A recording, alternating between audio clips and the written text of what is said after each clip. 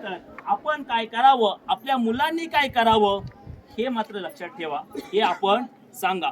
मेघडंबरी मोकळे होती परंतु शिवमूर्ती नाहीये. मग कोल्हापुरातले काही युवक एकत्र आले, इंद्रजित सावंत सर असतील, ते यादव, असे बरेचसे लोक एकत्र आले.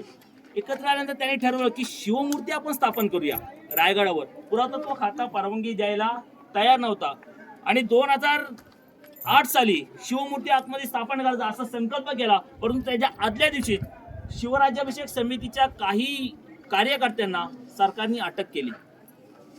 अटक केल्यानंतर त्यांचा जो प्लॅन होता शिवमूर्ती स्थापन करण्याचा, एक तर मूर्ती तयार नव्हती आणि त्याच्यामध्ये ही अटक केली. मूर्ती करण्याचा प्लॅन काही वेळ बरखास्त करण्यात आला. एक फायबरची मूर्ती केली. कोल्हापूरहून रथयात्रा निघाली रायगडापर्यंत. अनेक ठिकाणी त्यांचा प्रवास झाला, वस्ती झाली आणि फायबरची मूर्ती 2008 साली स्थापन करण्यात आली. दुसऱ्या राज्याभिषेक संपन्न झाला ज्येष्ठ शुद्ध त्रयोदशीचा आणि त्याच्याच दिवशी संध्याकाळी त्यांना हातात नोटीस देण्यात आली की तुमची शिवमूर्ती काढून घ्या, इथे नकोय. शिवमूर्ती फायबरची असल्यामुळं ती शिवमूर्ती काढण्यात आली. सरकारला वाटलं की पुढच्या वर्षी सुद्धा हे फायबरची शिवमूर्ती आणतील आणि ती सुद्धा पुन्हा काढून येतील.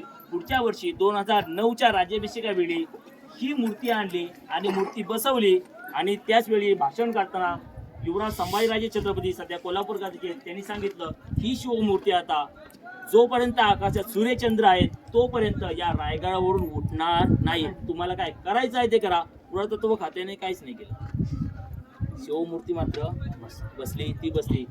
एकंदरीत तिचं वजन 1300 किलो आहे. खालचा जो भाग आहे गादीचा भाग त्याला आसंदी म्हणतात, ती 600 किलोची. पाठीमागचा 450 किलो मूर्ती आणि तलवार 20 किलोची, अशी एकूण 1350 किलोची ती मूर्ती आहे. कोल्हापूरचे शिल्पकार सतीशदादा घारगे या शिवप्रेमी शिल्पकारांनी ही मूर्ती बनवलेली आहे. ज्यावेळी ह्या मूर्तीचा रस उकळत होता त्यावेळी उपस्थित काही लोकांना समजलं की आता यातून शिवप्रभू घडणार आहेत, या रसातून शिवाजी महाराज छत्रपती शिवाजीराजे घडणार आहेत, जे अखंड हयातभर प्रत्येक महाराष्ट्राच्या मावळ्यांच्या किंवा मावळ्यांच्या घरामध्ये फोटो रूपाने पूजले जातील. उपस्थित काही लोकांनी आपल्या बोटातले गळ्यातले जे दागिने होते त्या उकळत्या रसात टाकले आणि सांगितलं का याच्यातून घडणारा राजा माझा शिवछत्रपती असेल. आणि त्यातून ती शिवमूर्ती तयार झाली. 2009 पासून ती आजपर्यंत शिवमूर्ती तशीच आहे. 2018 साली काही चुकीच्या लोकांनी वर येऊन त्यांच्या हातातली शिवरायांच्या हातातली जी तलवार आहे ती तोडली आणि त्याच्यानंतर पुन्हा क्लेवर करून ती तलवार पुन्हा परत बसवली गेली. वर जी रिकामी भाग दिसतोय तो रिकामा भाग. मग ज्यावेळी ही 6 टनाची शिवमूर्ती मेघडंबरी स्थापन करण्यात आली त्यावेळी त्या मेघडंबरीला बेस हवाय. मग खड्डा खणत असताना आतमध्ये दगडाचा एक चौथरा आढळला आणि मग कळलं की हा मूळ चौथरा, ज्या चौथऱ्यावर राजा छत्रपती झाले. तो मूळ चौथरा सर्वसामान्य शिवभक्तांना शिवप्रेमींना दिसण्यात यावा, त्यांना त्याचं दर्शन व्हावं म्हणून तो तेवढी जागा मोकळी सोडण्यात आली. समोर काच लावण्यात आली. काही शिवभक्तांनी ती काच सुद्धा फोडली.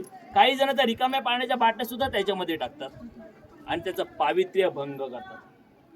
आणि हे सगळं आपण करतो म्हणून वर जाणं मात्र पुरातत्व खात्याने बंद केलं. याला कारणीभूत कोण आहोत? आपणच आहोत. पुढे गेल्यानंतर प्रत्येकाने आता दर्शन घ्या. तिथे समोर गेल्यानंतर एक खाली असा एक चौथरा दिसतो. याच्या बाहेर जिथे ही सगळी लोक उभे आहेत त्याला म्हणतात नजराणा चौक. राजाला जर प्रेझेंट वगैरे काही द्यायचं असेल तर डायरेक्ट राजापर्यंत किंवा राजाचं जर आपण म्हणलं की राजासोबत काही दगाफटका करूया तर इथून जरी धावत गेला तर डायरेक्ट आपण त्या पहिल्या टप्प्यातून वर जाऊ शकत नाहीयेत. आखणी करताना राजांनी त्या राजसभेची अशी केली तुम्ही कितीही जरी धावत गेलात राजापर्यंत जाऊ शकता. एक तर तुम्हाला दक्षिणेकडचं किंवा उत्तरेकडचं त्या 4 पायऱ्या चढणं आहे तोपर्यंत आणि मग राजाकडे जाणं आहे तोपर्यंत उपस्थित सुरक्षारक्षक मात्र तुम्हाला अडवणार. अशी आपली राजांनी त्या राजसभेची केली होती. तो नजराणा चौक आहे. त्या नजराणा चौकामध्ये जायचं, राजाला प्रेझेंट द्यायचा, तिथूनच मुजरा घालायचा. प्रत्येकाला वर जायला परवानगी नव्हती आणि आजही आपण तेच करतोय. एक अर्थी असं वाटतं की बरं झालं वर जाणं बंद केलंय, कारण जिथून राजाला मुजरा झाडायला पाहिजे तिथूनच आताचे मुजरे झडत आहेत. एक वेळ जर फोटो काढायचे असतील, दर्शन घ्यायचं असेल, लांबून दर्शन घ्या आणि नंतर आपण मागच्या बाजूला राण्यांचे महाल आणि तो गंगासागर तलाव वगैरे आहे किंवा खलबतखाना आहे, गुप्तखाना आहे, तो आपण बघणार आहोत. जा.